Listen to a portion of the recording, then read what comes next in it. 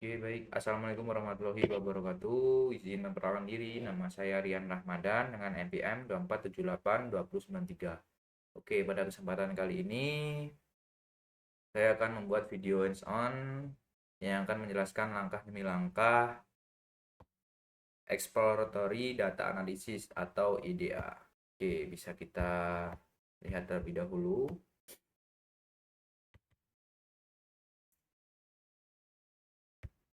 Oke. Oke, untuk di sini saya menggunakan dataset yang kelima yaitu World Energy Consumption. Oke, jadi dataset ini berisi data konsumsi energi dunia yang sangat lengkap, mencakup berbagai negara, tahun, jenis sumber, sumber energi seperti minyak bumi, gas alam, batu bara, tenaga surya, angin, dan sebagainya.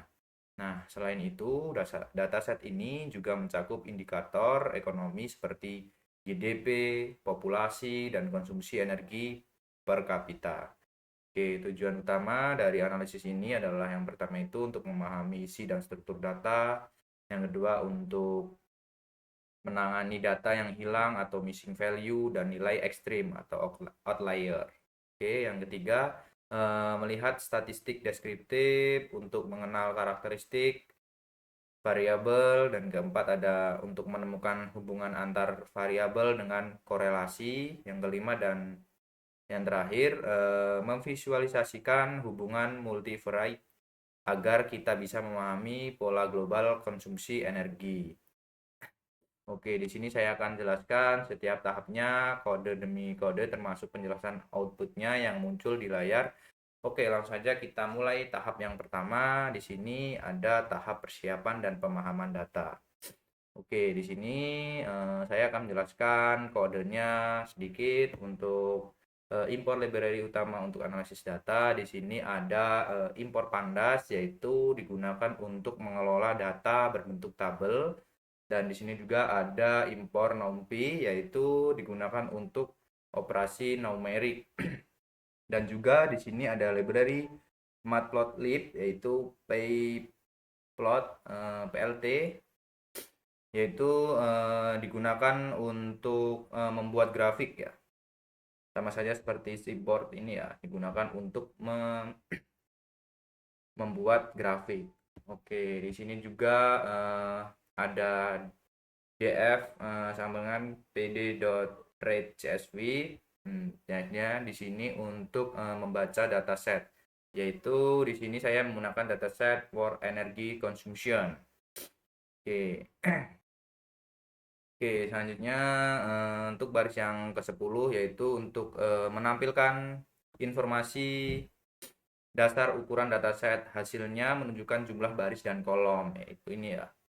Untuk menampilkan hasil dan menunjukkan jumlah baris dan kolomnya. Oke, untuk yang kelima di sini ada df.height. Ya, ini digunakan untuk melihat 5 baris pertama. Ini untuk berguna untuk memastikan data berhasil dimuat. Oke, di sini juga ada devinfo atau untuk melihat tipe data dan informasi. Ini untuk menampilkan tipe data dari setiap kolom serta jumlah data non nul di tiap kolom. Oke. Selanjutnya di sini juga ada df.descript, yaitu untuk digunakan untuk melihat ringkasan statistik kolom numerik seperti main, min, max, dan kuartil. Oke, selanjutnya juga di sini ada print df.columns tolis. Nah, di sini berguna untuk melihat nama-nama sesuai semua kolom ya. Oke, kita lanjut ke penjelasan outputnya. Oke, bisa kita lihat di sini untuk kode yang menampilkan 5 baris pertama dataset, yaitu ya ini sudah menampilkan 5 baris pertama dalam dataset. Oke. Di sini yang artinya dataset ini memiliki 38.930 baris dan 127 kolom, jumlah yang besar. Dari output dari kode df.height tadi untuk menampilkan kolom seperti eh, tahun data dan country, nama negara dan population, GDP, energi consumption, serta jenis energi seperti solar, share elektrik, dan lain-lainnya. Oke, kemudian juga dari hasil DevInfo di sini untuk menunjukkan tipe data. Yang pertama itu ada 11 kolom bertipe float, numerik, desimal. Yang kedua ada 12 kolom yang bertipe integer atau bilangan bulat. Yang selanjutnya sisanya objek atau teks dan kategori. Oke, untuk output df descript untuk menampilkan nilai rata-rata standar, deviasi, serta nilai maksimum dan minimum tiap kolom. Oke, untuk interpretasinya di sini dari tahap ini bisa kita simpulkan bahwa data yang berisi lintas waktu dan negara, kolom seperti GDP dan konsumsi energi memiliki variasi besar yang berarti ada ketimpangan antara negara maju dan negara berkembang. Data ini cukup lengkap untuk dilakukan seperti eksplorasi lebih lanjut. Oke, selanjutnya kita lanjut ke tahap selanjutnya, yaitu tahap yang kedua, pembersihan data atau missing value dan outlier. Oke, pada tahap yang kedua ini berfokus pada kualitas data. Kita akan mendeteksi dan memperbaiki nilai yang kosong atau missing value serta nilai ekstrim atau outlier. Oke, di sini saya akan menjelaskan kodenya sedikit. Oke. Oke, di sini untuk penjelasan kodenya di sini ada df isna, ya ini df isna tutup kurung titik sum, ya ini untuk menghitung berapa banyak data kosong di setiap kolom. Dan juga ada sebentar, ada sns.heightmap, yaitu digunakan untuk memberikan gambaran visual lokasi nilai yang kosong. Oke, selanjutnya di sini juga ada Vilna, yaitu digunakan untuk mengganti nilai yang kosong. Yang pertama itu misalnya median untuk data numerik karena lebih tahan terhadap outlier. Yang kedua ada modus untuk data kategorikal. Oke, oke, di sini juga visualisasi box plot untuk mendeteksi outlier. Ya ini digunakan untuk melihat outlier, yaitu data ekstrim di luar pola yang umum. Oke, kita lanjut ke penjelasan outputnya. Oke, di outputnya yaitu dari missing value terlihat bahwa beberapa kolom energi seperti biofuel, share elektrik memiliki banyak nilai yang kosong karena tidak semua negara punya data biofuel. Yang kedua ada heat map memperlihatkan kolom-kolom dengan missing value yang besar. Setelah itu ada Vilna. Vilna juga semua kolom menjadi lengkap tanpa missing value, yaitu selanjutnya juga ada box plot memperlihatkan beberapa outlier terutama di GDP dan konsumsi energi yang logis karena perbedaan negara sangat besar. Misalnya Amerika Serikat dan Luxembourg dibanding negara kecil di Afrika. Oke, selanjutnya untuk interpretasinya di sini setelah pembersihan dataset sudah siap digunakan, kita tahu bahwa missing value bukan karena kesalahan pengumpulan, tapi karena variasi alami antar negara. Outlier dibiarkan jika masih logis karena mewakili realita data dunia. Oke, selanjutnya kita lanjut ke tahap yang ketiga, yaitu statistik deskriptif. Oke, di sini saya akan menjelaskan kode yang ketiga, yaitu ada untuk statistik deskriptif data numerik, yaitu ada df.descript, yaitu untuk menghasilkan tabel statistik. Dan juga di sini ada titik T, yaitu untuk mentranspos tabel agar kolom menjadi baris lebih mudah untuk dibaca. Oke. Dan kita juga menambahkan kolom baru seperti coefficients of version ya untuk CV atau standar atau main ya. Selanjutnya di sini ada untuk nilai CV yang tinggi atau data sangat bervariasi, dan untuk nilai CV yang rendah data relatif stabil. Oke, di sini saya akan menjelaskan untuk outputnya. Oke, kita bisa lihat di sini untuk outputnya.